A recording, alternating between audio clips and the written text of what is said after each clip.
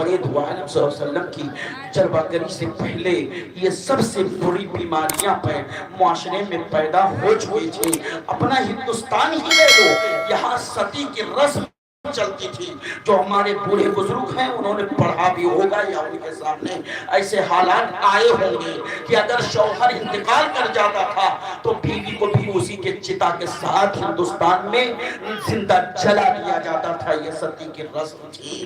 لیکن اللہ کے رسول سرور دو عالم کی دیوانوں نے اور آقا صلی اللہ علیہ وسلم نے یہ عظیم انقلاب پیدا کیا کہ ساری برائیاں چند سالوں میں ختم ہوتی نظر آئیں اور اسلام کی اچھائیاں پوری دنیا میں اجاگر ہو گئیں اور سارے لوگ اسلام کی عظمتوں کو ماننے لگے. یہ اور بات ہے, کچھ لوگوں نے اسلام کے تعلق سے لوگوں کے سامنے غلط نظریات پیش کیے. ہمارا کیریکٹر تھا تھا ہم وہ ہٹ گئے, اس لیے لوگوں نے اس پر کیچڑ اچھالنا شروع کر دیا. کاش ہم اچھے ہوتے تو اسلام پر کیچڑ نہ اچھالا جاتا, پیغمبر اسلام پر انگلی نہ اٹھائی جاتی. یہ ہماری بدعمالیاں ہیں.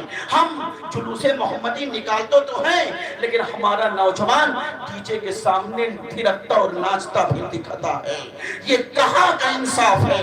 نبی کا جسم جو ساری برائیوں کا خاتمہ کرنے آئے تھے, انہی کی محفل میں ایسی بیہودہ حرکتیں, ایسی بے گھٹیا حرکتیں. ارے تم جشن نکالو تو تمہاری نگاہ اور تمہارا پورے وجود کا اس طرح مائل ہونا چاہیے کہ ہمیں اپنے آقا و مولا کو خوش کرنا ہے, اس لیے جلوس نکلنے ہیں. لیکن وہاں جلوس نہیں, اپنے نفس کی تسکین کی جاتی ہے. یہ نوجوان کو سمجھایا جائے, یہ مانتا نہیں ہے, یہ اپنی حرکتوں سے باز نہیں آتا ہے. اسے تو اپنے نفس کی تسکین چاہیے. یہ اپنی منمانی کرتا ہے اور حد سے آگے بڑھ جاتا ہے. اس کی یہ نظر نہیں ہوتی ہے اللہ کے رسول راضی ہوں گے یا نہیں. ارے وہ روٹھ جائیں گے تو کہیں کے نہ رہو گے. یہ مجاز لے کر کے بیٹھ جیو, انہیں جانا انہیں مانا, نہ رکھا غیر سے کام, للہ الحمد میں دنیا سے مسلمان گیا. نعرہ تکبیر. پانی مانگا, الماء العطش العطش. ایک صحابی ہے پانی کا جام لے کر کے گئے, ہونٹ تک لگایا, بغل سے کراہنے کی آواز آئی, پانی پانی. انہوں نے اشارہ کر دیا میرے بغل والے کو مجھ سے زیادہ ضرورت ہے. ان کے پاس گئے کہ تیسرے کے کراہنے کی آواز آئی, انہوں نے اشارہ تیسرے کی طرف کر دیا. اسی طرح ایک بار دیگر ایک پیالہ پانی کا ہے, ایک دوسرے کے پاس ٹرانسفر کر رہے ہیں. ساتویں کے پاس پہنچا, یہاں تک کہ وہ انتقال کر گئے. سوچے چلو چھٹویں کو پلا دیا جائے, آئے تو وہ بھی انتقال کر گئے. پانچویں کے پاس آئے, وہ بھی چھٹویں, چوتھے, تیسرے, پہلے تک آئے. ساتوں لوگ انتقال کر گئے. یعنی ایک نے دوسرے پر اپنی جان قربان کر دی. یہی زندگی ہے جو دوسرے کے کام آئے. یہ اس طرح زندگی جیو, یہی اصحاب رسول کا پیغام بھی ہے.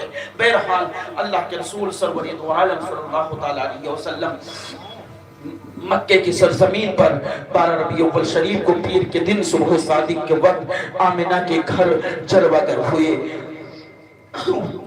وہ نبی رحمت صلی اللہ علیہ وسلم جن کے والد کا نام حضرت عبداللہ ہے, جو بہت ہی حسین و جمیل تھے. لوگ کہا کرتے تھے مصر کا حسن دیکھنا ہے تو یوسف کو دیکھ لو, عرب کا حسن دیکھنا ہے تو عبداللہ کو دیکھ لو.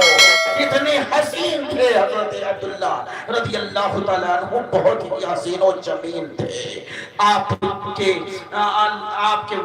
والد کا نام حضرت عبد المطلب تھا. آپ بہت پیار کرتے تھے اور آپ شکار کے بہت شوقین تھے. تھوڑی سی جوانی کی منزل پر قدم رکھتے ہیں. اپنے والد حضرت عبداللہ, اپنے والد حضرت عبد المطلب سے اجازت طلب کرتے ہیں کہ ہمیں شکار کے لیے اجازت دیا جائے.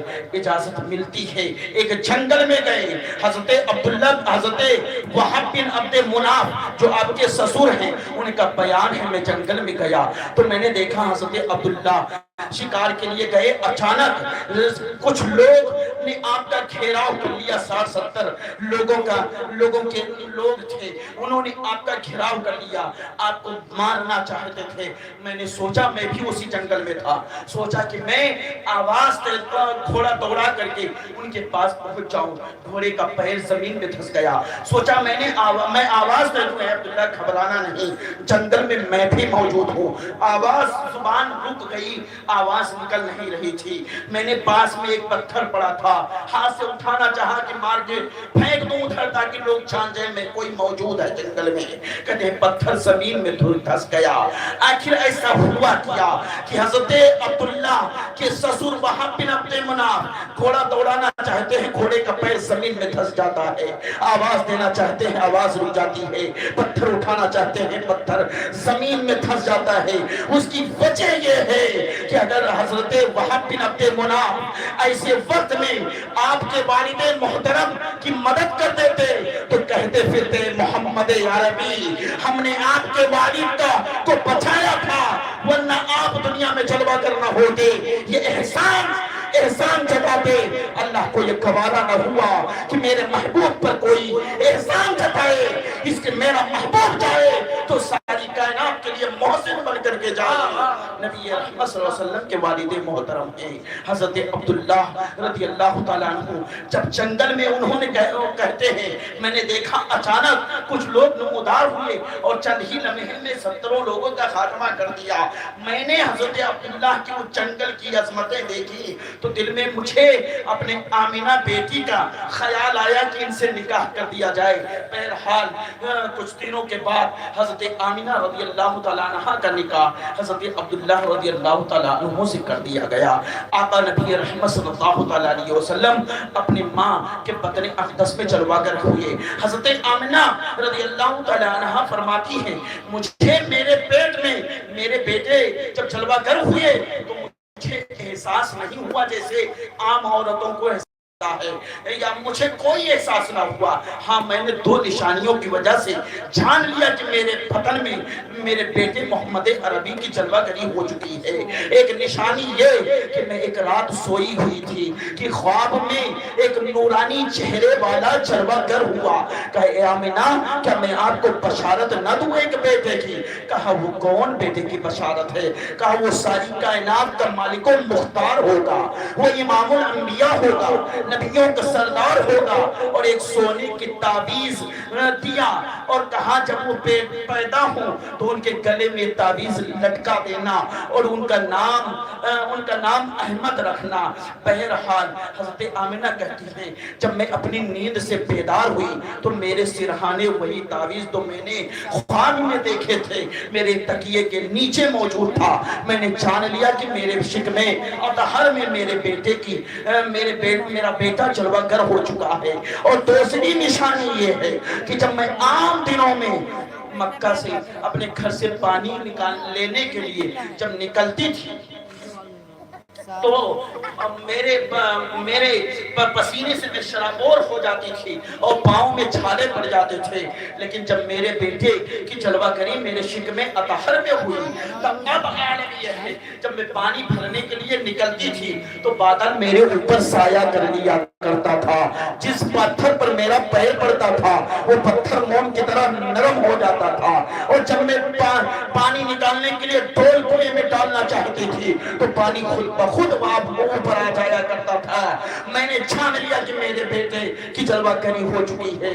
नबी रहमत सल्लल्लाहु ताला अलैहि वसल्लम की वालिदा हैं, खाने काबा का एक मरतबा तवाफ करने जाती हैं तो क्या देखती हैं कि खाने काबा मेरा तवाफ कर रहा है। ऐसे माहौल में सोचती हैं, ए मौला, सारे लोग इस खाने काबा का तवाफ करते हैं, ये खाने काबा मेरा तवाफ क्यों कर रहा है? आवाज आई, आमिना, तेरे बदन में जो जलवागर है वो सैयद काबा है, ये सारी कायनात का मालिक मुख्तार है। अब कुछ लोग कह सकते हैं कि ये तो हवा गया है कि ये काबा कैसे तवाफ कर सकता है? अरे बहुत पहले की बात नहीं, अभी आज बहुत पुराना पुरानी बात नहीं है, बहुत नई बात है। हजरत इब्राहिम बिन अदहम हैं, उन्होंने जब विलायत छोड़ी और खाने काबा अल्लाह के घर की ज़ियारत के लिए चले हैं, तो दो का एक कदम बढ़ाते हैं तो 2 रकात नफल पढ़ते हैं। लेकिन जब खाने काबा में पहुंचे तो खाने काबा मौजूद ना था। अल्लाह की बारगाह में मुकद्दस वली अर्ज करते हैं, मौला तेरा खाने काबा है कहाँ? आवाज आई, इब्राहिम तुम खाने काबा को देखने आए थे, देखना है तो जाओ, मेरी एक बंदी राबिया बसरिया की ज़ियारत को गया है। इब्राहिम बिन अदहम गए तो क्या देखा, राबिया बसरिया इबादत कर रही है, खाने काबा चारों तरफ चक्कर लगा रहा है। जब एक अल्लाह के मुकद्दस बंदी का खाने काबा चक्कर लगा सकता है तो इमामुल अंबिया की वालिदा का चक्कर लगाए तो इसमें ताज्जुब की क्या बात है। बहरहाल मेरे आका नबी रहमत सल्लल्लाहु अलैहि वसल्लम की जलवा करूई मक्का में हुई। आलम ये था, मेरे आका का सरे अनवर बारगाह रब्बुल इज्जत में झुका हुआ था और अर्श इरशाद फरमा रहे थे, रब्बी हबली उम्मती, रब्बी हबली उम्मती, ए मौला मेरी उम्मत को बख्श दे, ए मौला मेरी उम्मत को बख्श दे, ए मौला मेरी उम्मत को बख्श दे। ए मेरे अजीजों, सोचो तो सही, वो नबी जो पैदाइश के वक्त ही पैदा होते ही अपने गुनहगार उम्मतियों को के लिए मग़फ़िरत की दुआ रब से फरमा रहा है। कितना हमदर्द नबी है हमारे लिए, कितने प्यार करते हैं उम्मतियों से, कितना लाड करते हम गुनहगार उम्मतियों से।